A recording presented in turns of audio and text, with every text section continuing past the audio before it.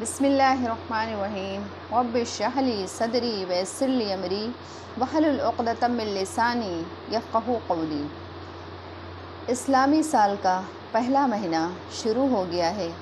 ये बहुत ही हुर्मत वाला महीना है। अल्लाह ताला ने इस महीने में फ़िस्क़, जिदाल करना और लड़ाई झगड़ा करना सख्त इसमें ममानियत है। ये महीना अल्लाह ने बहुत ही हुर्मत वाला बनाया और लोगों को इस बात की तालीम फ़रमाई कि तुम अपने अय्याम को बहुत ही पुरअमन पुरसुकून के साथ गुजारो और इसमें किसी से लड़ने भिड़ने की ज़रूरत नहीं। अपना अमन अमान कायम रखो और मोहब्बत के साथ रहो। अल्लाह और उसके रसूल से मोहब्बत करना सीखो।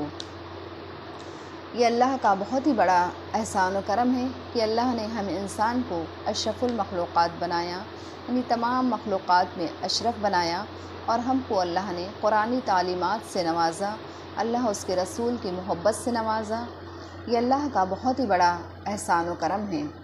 अल्लाह ने 7 दिनों में एक दिन बरकत वाला बनाया।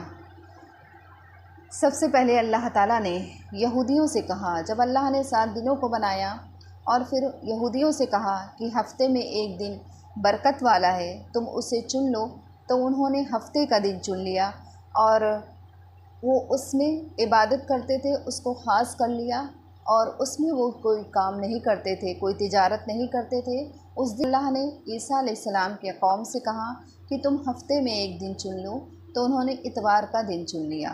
और जब मुहम्मदिया की बारी आई तो अल्लाह ताला ने उम्मत से नहीं कहा कि तुम हफ़्ते का दिन तलाश कर लो, हफ़्ते का दिन चुन लो, बल्कि अल्लाह ने ख़ुद ही बता दिया कि एक दिन बरकत वाला इसमें दिन जो है वो जुमे का दिन है।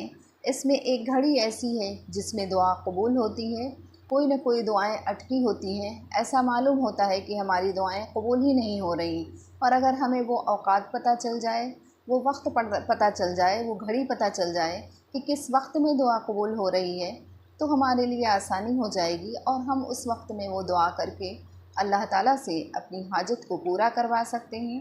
तो अल्लाह ने फ़रमाया कि इसमें एक घड़ी ऐसी है जिसमें दुआ कबूल होती है और मुफस्सिरीन का इसमें इख्तिलाफ़ हो गया है। बाज़ के नज़दीक जब इमाम खुतबे के लिए मिंबर पर आता है तो वक्त कबूलियत का है, उस वक्त में जो दुआ मांगी जाए वो सीधा अर्श पर जाती है। और बाज़ के नज़दीक असर और मगरिब के बीच में जो वक्त होता है वो वक्त कबूलियत का वक्त होता है। तो इस तरह से मुफस्सिरीन के मुख्तलिफ़ अक़वाल हो गए हैं। अब जो लोग नमाज में सुस्ती काहिली करते हैं उनसे सिर्फ़ इतनी दरख्वास्त है कि वो जुमे की नमाज़ ज़रूर पढ़ा करें, उसमें सुस्ती काहिली ना करें और कम से कम जुमे की नमाज़ तो पढ़ें ही 5 नमाज़ों में से। इसके अलावा 5 नमाज़ों में से एक वक्त की नमाज़ चुन लो और जुमे की पाँचों नमाज़ों में से एक वक्त की चुन लो और जुमे की पाबंदी करो। तो इंशाअल्लाह ताला, यानी कि जो नमाज में सुस्ती करते हैं तो वो कम से कम इतना कर लें कि 5 वक्त में से कम एक वक्त की नमाज़ चुन लें, उसकी पाबंदी करना शुरू कर दें और जुमे की नमाज़ ज़रूर पढ़ें। और जब इस तरह से इतना करना शुरू कर देंगे तो इंशाअल्लाह ताला एक दिन ऐसा आएगा कि वो 5 वक्त की नमाज़ी बन जाएंगे। जो जुमे की नमाज़ पढ़ता है तो एक जुमे से लेकर के दूसरे जुमे तक जितने गुनाह उसके होते हैं अल्लाह ताला माफ़ कर देते हैं और जो जितनी जल्दी जा कर के मस्जिद में बैठता है तो उतना ज़्यादा वो सवाब का मुस्तहक़ भी होता है।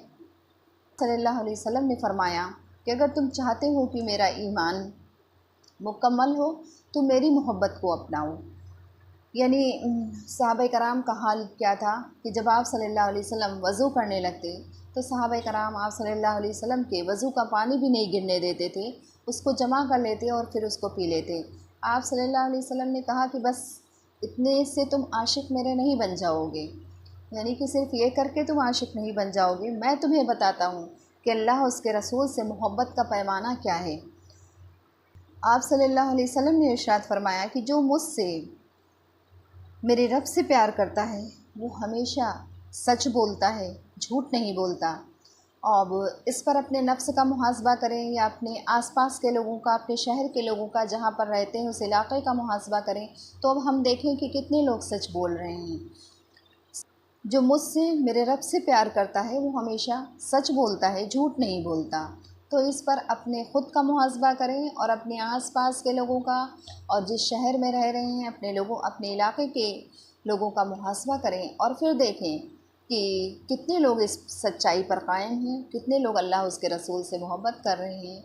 तो अगर हम मुहासबा करने लग जाएंगे तो बहुत ही कम लोग हैं, चंद लोग। फरमाया आप सल्लल्लाहु अलैहि वसल्लम ने, जो मुझसे और अल्लाह से मोहब्बत करता है वो दूसरों को धोखा नहीं देगा। तो अब अगर मुहासबा किया जाए इस पर तो देखेंगे कि हर तरफ धोखा ही धोखा है, फ्रॉड ही फ्रॉड है। यानी सब उसके रसूल की मोहब्बत क्या है कि किसी को धोखा भी नहीं देना है, यानी अपने आप को एकदम दीन के दायरे में रह करके अपने आप को दीन के दायरे में रखना है ताकि अल्लाह उसका रसूल राज़ी रहे। तीसरी निशानी ये है कि वो पड़ोसियों के साथ अच्छा सलूक करता होगा। तीसरी निशानी ये है कि वो पड़ोसियों के साथ अच्छा सलूक करता है। रसूल बता रहे हैं कि अपनी औलाद को 3 चीज़ें सिखाओ। अल्लाह उसके रसूल से मोहब्बत करना, कुरान की तालीमात सिखाओ, अल्लाह उसके रसूल से मोहब्बत करना और अमानतदारी करना, एक दूसरे को धोखा न देना और पड़ोसियों के साथ अच्छा सलूक करना। अल्लाह उसके रसूल की बताए हुए रास्ते के मुताबिक चलेंगे तो आपकी दुनिया भी बनेगी और आखिरत भी बनेगी। अल्लाह ताला हम सबको दीन पर चलने की तौफ़ीक़ अता फ़रमाए। आमीन सुम्मा आमीन।